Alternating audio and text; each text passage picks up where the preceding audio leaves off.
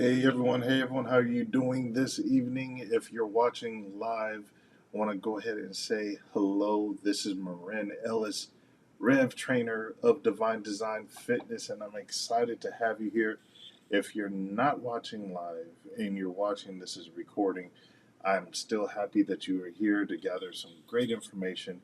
And I'm gonna take a few seconds and let a few people join here, but every Tuesday night, I'm planning to go live to share some great information with you to help you achieve your fitness goals, to help you achieve your faith goals, because that's what we're about here at Divine Design Fitness. We want to focus on helping people transform their bodies using their faith. Rethink, retrain, renew is our motto, and that is what we stand behind. That is the creation process, that is the transformation process. So, if you want to live a better life, if you want to live a fulfilled life, if you want to live a healthy life, make sure you pay attention, make sure you share these videos with yourself, with your friends, and just keep them ready to go, y'all. Okay, so if you're here tonight, you're here because you want to learn how to eat to lose weight. Everybody comes to the gym. Most people come to the gym because they want to lose weight. Most people figure out, okay, I'm going to try to go on this diet or that diet to lose weight. And most people don't see the results that they want. Henceforth, a lot of people fall off the bandwagon and they end up just giving up. Well, tonight I'm gonna share with you a few things, a few tips, and if you take these tips and run with them, if you take these tips and use them, you will get results. If you take these tips and you don't have any other underlying health issues, you will get results. You will be able to lose weight, lose body fat, lose inches, no problem. Okay? And one other thing tonight, I'm going to share with you some simple and basic information that I'm using. So I've been going through a health journey and a transformation process, and these are tips and tricks that I'm using to help transform myself, my body, that you can use too. And these are scientifically based. This isn't a fad thing. This is true tips, true information to help you achieve what you want. So I'm going to start off with a couple of facts. 80% of the U.S. population is pre-diabetic. 80% of the U.S. population is pre-diabetic and suffering from insulin resistance. And if you don't know what insulin resistance is, your body is producing too much insulin for your cells to be able to take in, and because it can't take it in, you have a lot of insulin in your body, which then is going to be stored in your body fat, which therefore increases your level of body fat. Most of those 80% of people have absolutely no idea that they have a problem. They go to the doctor, they get their normal blood tests, they get their physicals. They don't really have an idea that they have a problem. It's kind of a hidden thing until it actually shows up. And it doesn't just show up overnight. This is something that can take 10 plus years to develop. And it's 10 plus years of eating a certain way and pretty much eating like an American diet that will produce insulin resistance. So, this information I'm going to share with you tonight is for people if you want to lose weight, if you want to lose inches, if you want to have more energy, if you care about long term health, if you really want to live long, live healthy, and be able to move and just feel good as we get older. If you're exercising but not seeing results, and let's say you went to the doctor, your doctor said, we got to make some changes. We have to make some serious changes um, to help you get yourself in a better place. And so, that being said, the main reason I'm going to come right out and say it in the beginning, the main reason you're not losing weight, you're not losing inches, even if you're working out, is sugar. I'm going to come right out and say it, and I'm going to explain to you why. But it is sugar. Sugar is the bane of existence for anybody who is trying to get healthy, lose weight, lose inches. And I'm going to break it down even more. So, if you're eating sugar, let's say a typical American diet, there are certain things that you should eat and shouldn't eat. And you'd be surprised where sugar shows up. You would be very surprised where sugar shows up. So I'm going to start off by telling you the things that you shouldn't eat. And if you have a piece of paper and pencil or pen, write this down. If you want to, I will make this video available later on. So definitely keep your eyes on the amount of sugar that you're eating. So, first off, the things you don't want to eat. Limit your processed food. And the easiest way to understand what processed food is if you can't make it at home, it's processed. Meaning, okay, even ground beef and things like that, that's slightly processed. It's still good. If you had a meat grinder at home or something like that, you could make ground beef. But if it's something that requires a chemical and a process to make, that's processed food. So you want to stay away from those. Also, in most processed foods, there's chemicals that cause us to want to overeat. And I'll be real with you, a lot of the issues that we have when it comes to overeating and sugar is not your fault. It really isn't your fault. And what I mean by that is there's chemicals in the processed foods that we eat, chips and all these things, even a lot of health foods. And those chemicals are designed to inhibit the signal to tell us that we're full. And because it inhibits that signal, what do? We go back for more. Cookies, chips. You can't eat just one. It's not literally just a slogan. They literally chemically modified the food to where you can't eat just one and then you overeat.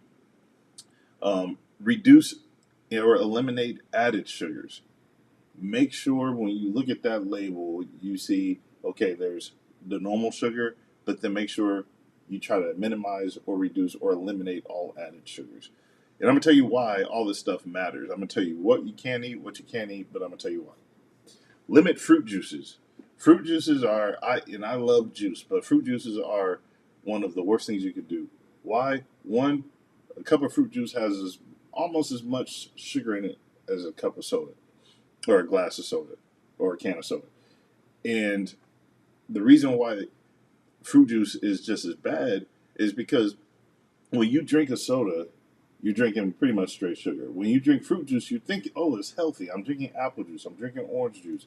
But there's things in the orange. There's things in the apple. So if you eat the apple, it's going to fill you up in the fiber and other things that make up the apple is going to help your body digest that and do things with the sugar that's in that apple that's not as harmful or harmful at all to your body.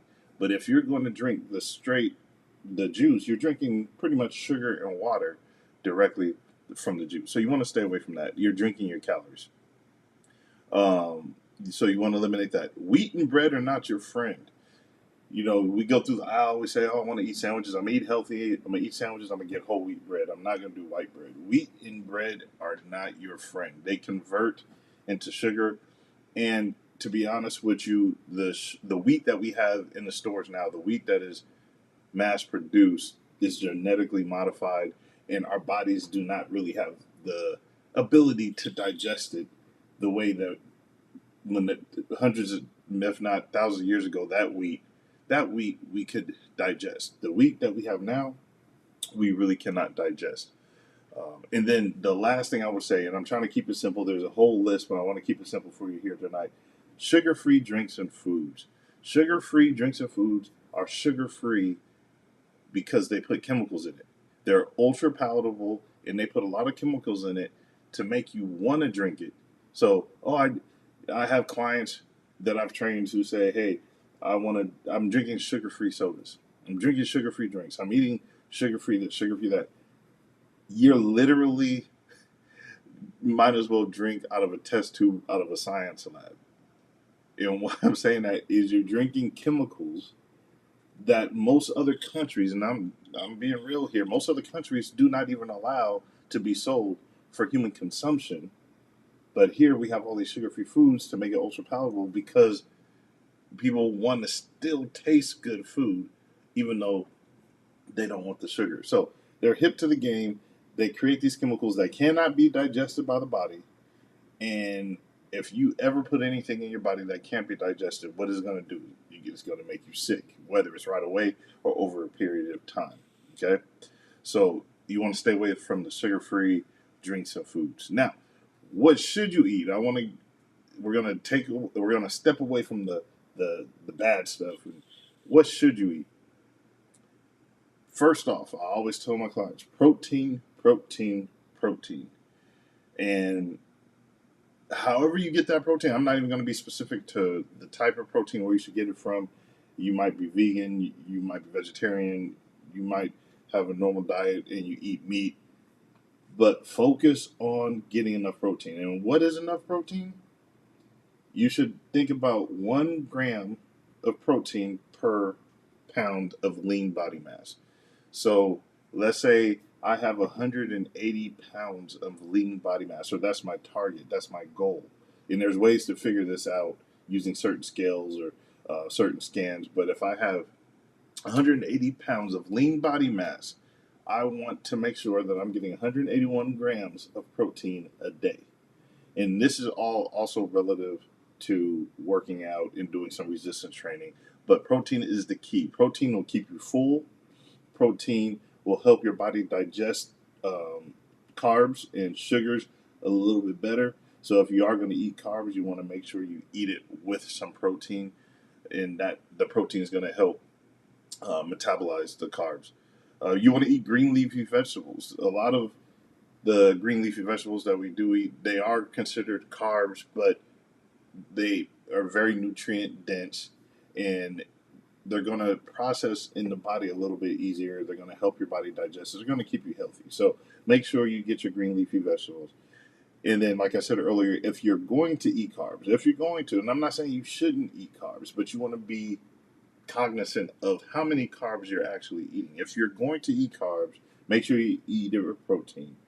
And then fruit in moderation. Fruit is not bad for you. Like I said, there's still sugar in fruit. But if you eat the whole fruit, not the juice, but the whole fruit, your body will be able to metabolize that a lot better. Okay, so that's what we should eat, what we shouldn't eat. There's a lot more to it. If you have more questions, feel free to leave it in the chat. I'll go back and answer those questions. It's a lot more to this, and we could be here for days talking about this, but I want to give you those quick highlights to help you get you to where you want and get you to lose weight, lose inches, and get ready for the summer. All right. When should I eat? So that was the what should I eat? When should I eat? And I'm gonna tell you right now, there's a big myth that was out there that a lot of people still subscribe to this day, and that's, oh, I should eat a small meal every 2 hours. That is not the case. That is really not the case for most people. I'm not saying that everybody falls under the same boat, but for most people, that is not what you want to do.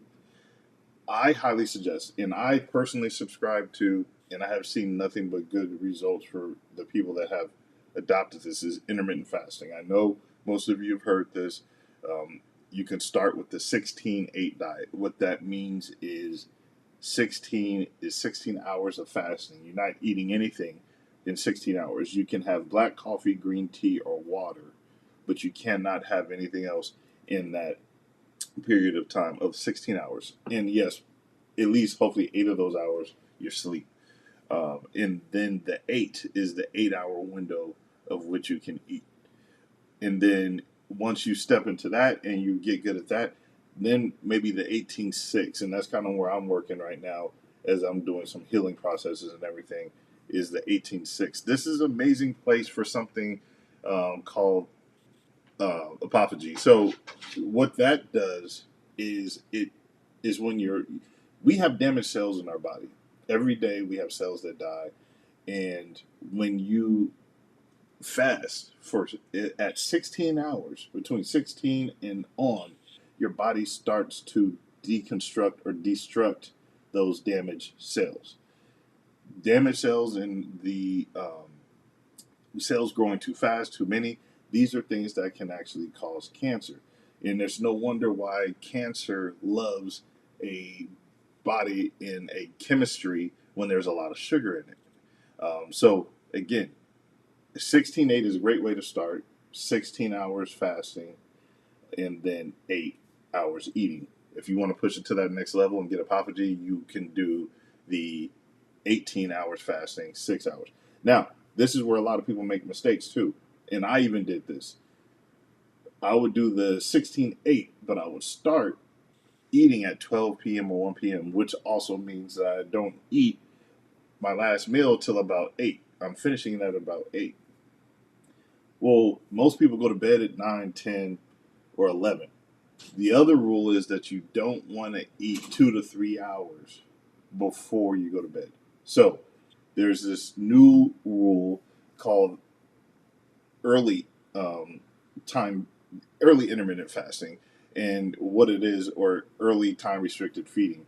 And what that is you're just doing the same thing, 16:8 or 18:6, but you're eating earlier. So you might eat your first meal at 10, so your last meal is going to be at like 6 if you're doing a 16:8. Or if you do it at 9, your last meal is at 5. Figure out what works for you. There is really nothing when people say, oh, this is the right, this is wrong. Figure out what works for you. If it works for you and you can be consistent with it, you'll get results. And like I said, right now I do the ETRF, the early time restricted feeding. Um, and again, make sure you don't eat within 2 to 3 hours before going to bed. And the reason why you don't want to eat 2 to 3 hours before going to bed, because it's going to raise your insulin levels. Your body's trying to digest food. That will, in itself, interfere with your ability to get a good night's sleep. And I'm gonna throw a little bit of fitness in here really quick. When you work out, you exercise, you're tearing your body down in a good way, but your repair, your health, your recovery, most of it comes when you sleep. So, just a quick tip, make sure you can get 7 or more hours of sleep a night so you give your body that time to recover. You're burning a ton of calories while you sleep, especially if you work out. So remember, get that sleep in. Okay, so next thing, how much should I eat? Now this is this is that tricky one. This is where so many people make some mistakes. In the fitness world, we have this thing where we say calories in, calories out. There's some truth to that, but it's more.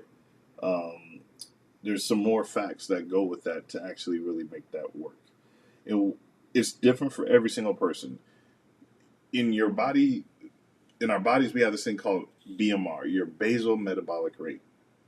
That is all that is how many calories does your body burn to stay alive? If you woke up, didn't do anything, you just laid in bed all day, didn't go anywhere, didn't do anything, how many calories is your body going to burn at rest just to stay there?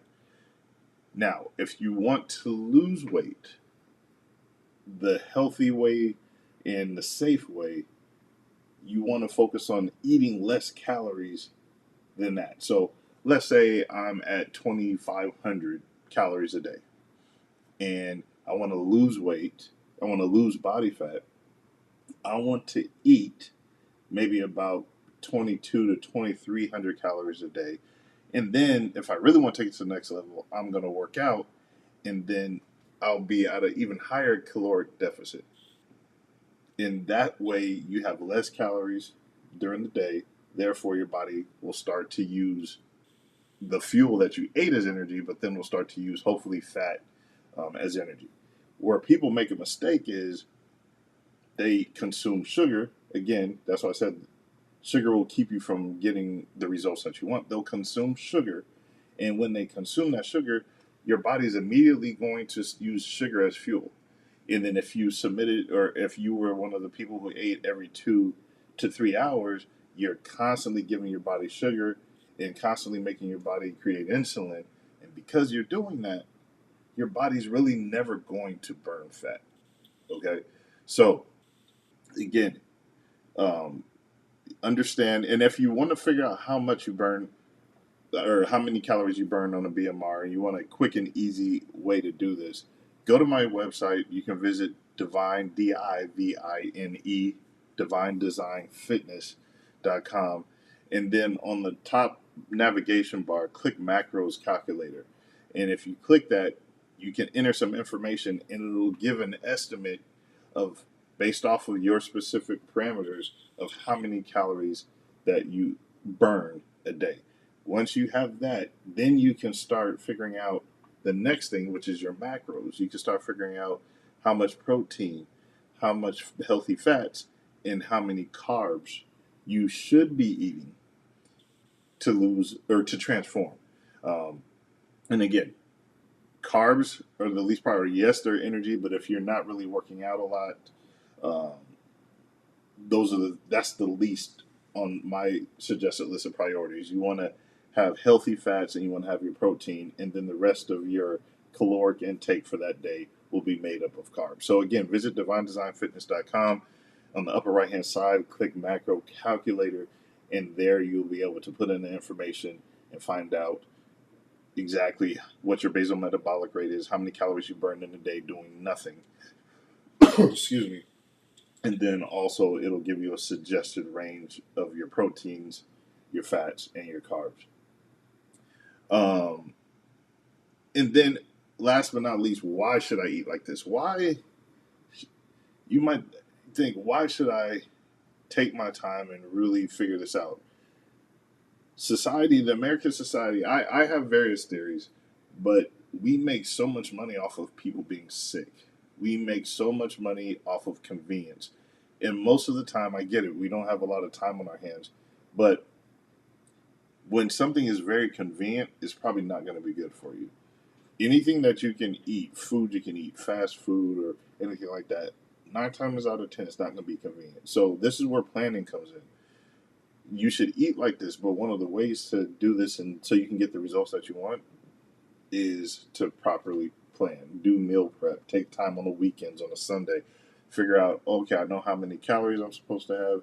I know I want to mitigate my carbs. I know I'm doing intermittent fasting. I'm only eating between this hour and this hour. So I know exactly what my roadmap is to transformation.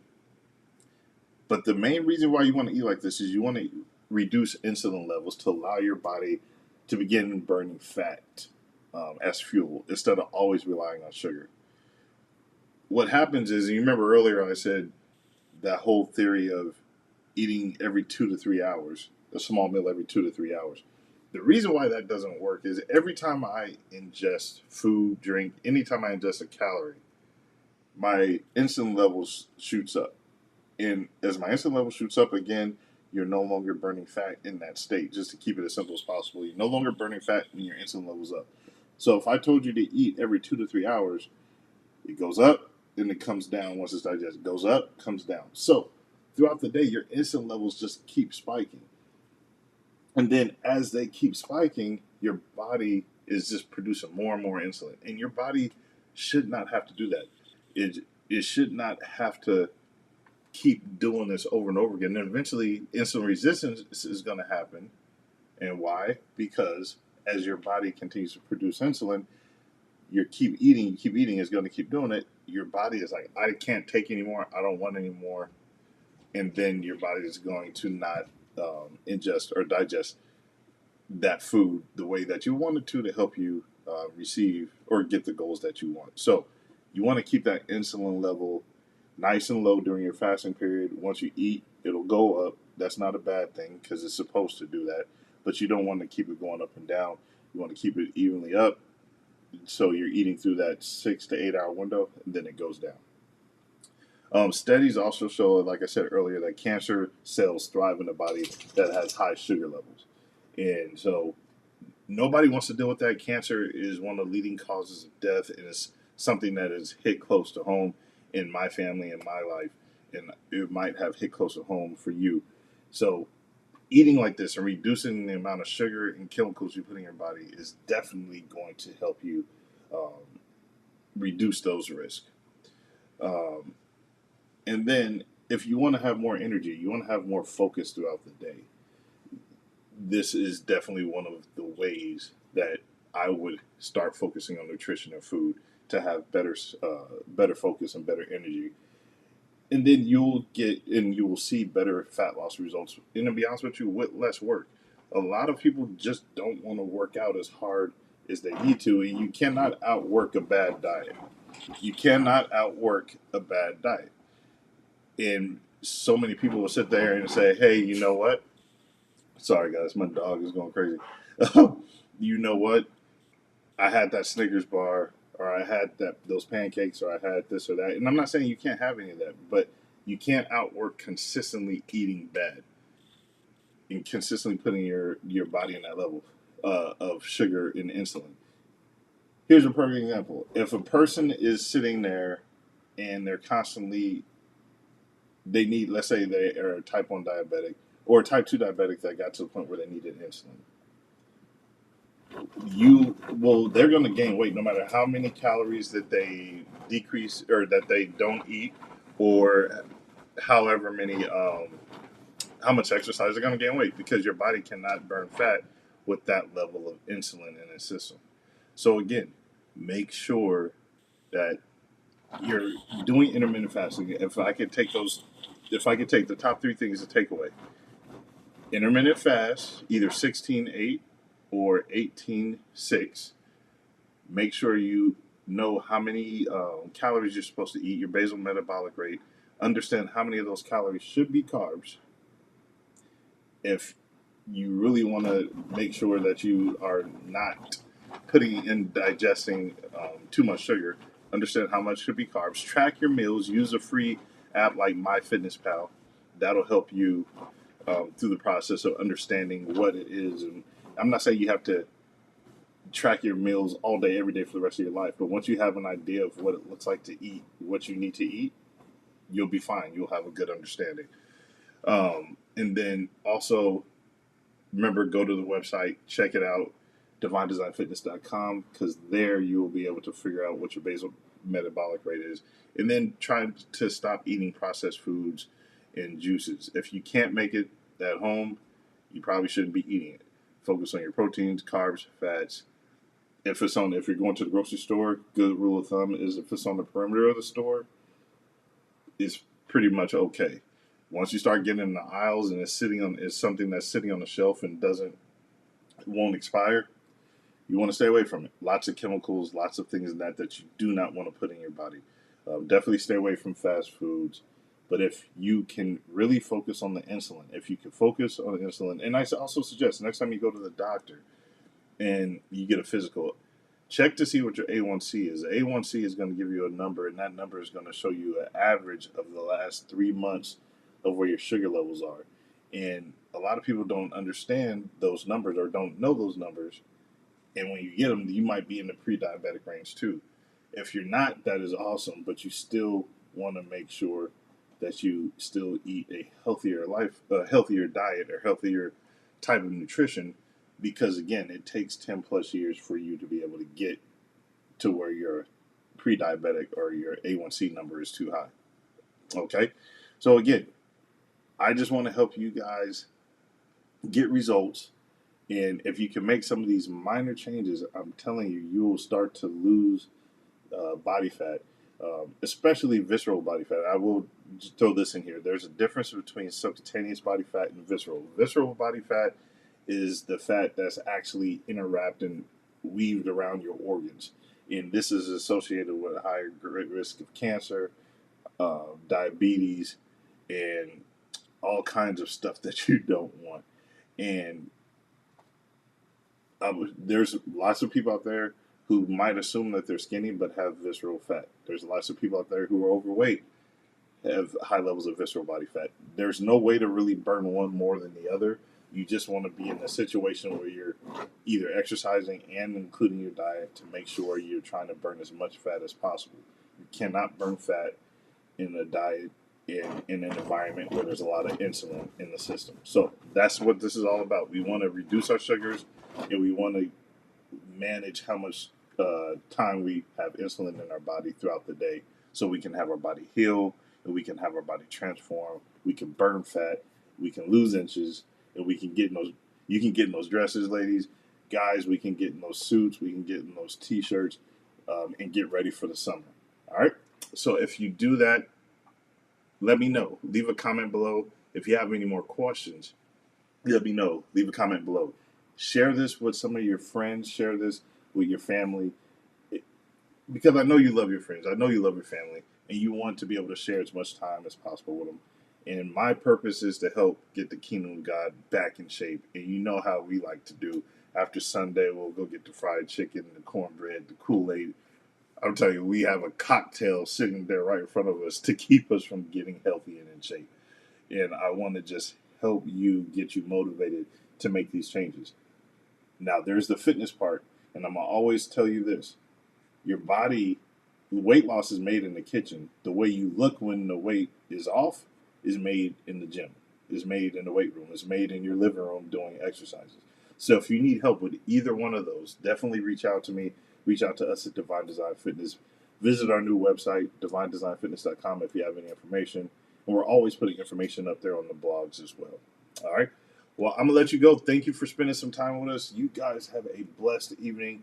And again, I will make sure this video is up there, so I will look at the comments. But if you need anything, you have anything, or you have any prayer requests, let us know, and we will make sure to get you going. All right? In faith and fitness, I will talk to you soon. Have a good night.